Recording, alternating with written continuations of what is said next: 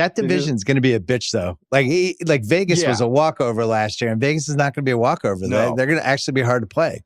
Yeah, Vegas is going to be so funky. They're the ultimate knuckleball team. Like, it just, Geno Smith is a legit quarterback, and then they have Chip Kelly, who's going to just, I'm very excited for Chip Kelly back in the NFL and as an OC, not as an NFL. So he can just sit in his lab and do what he wants to do. I think it's going to be one of those. And their defense is interesting too. You know, it's not, they lack a little bit of firepower along their lines, but they still have dudes. You know, they Max Crosby's a dude.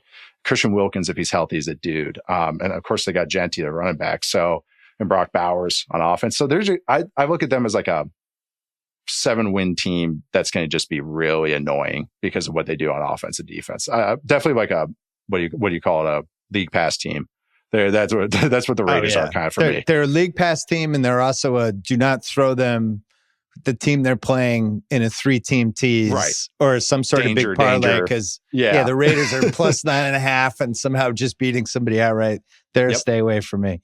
To me, the optimistic case for this team is like a borderline top 10 offense with an average defense, I think, which would be a pretty significant improvement from last year. And also just the general feeling that it's Pete Carroll and Tom Brady and there's a steady hand guiding the ship, which I do believe. And we haven't even talked about that. Like, I talked about the quarterback upgrade. I mean, you know, when was the last time Pete Carroll lost more than, or, you know, won fewer than 9 games? Doesn't that, you know, so massive coaching upgrade as well.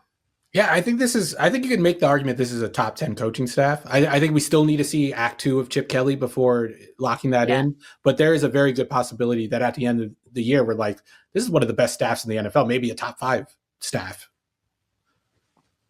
Geno Smith redemption season. It's coming. First playoff win. No, I'm not going that far. But if they were in any other division, I would feel comfortable locking them in as like a 10-win team. But in this division, I think it's going to be very tough. This defense is not a good one. Pete Carroll decided to retain their defensive coordinator, kind of a head scratcher.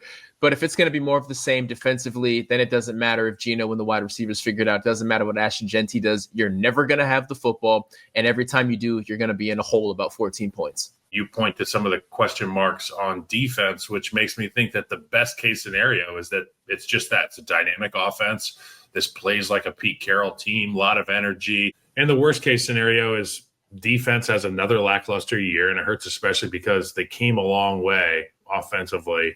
I mean, this secondary, you don't have to look too long to say, oh, that's scary. You know, anytime, when we talk about the Vikings, anytime you're taking guys from other teams who could not start for those teams and then bring them over and saying, yeah, now there are starters, you know, vets who like, yeah, they couldn't start for them, but now you can start for us.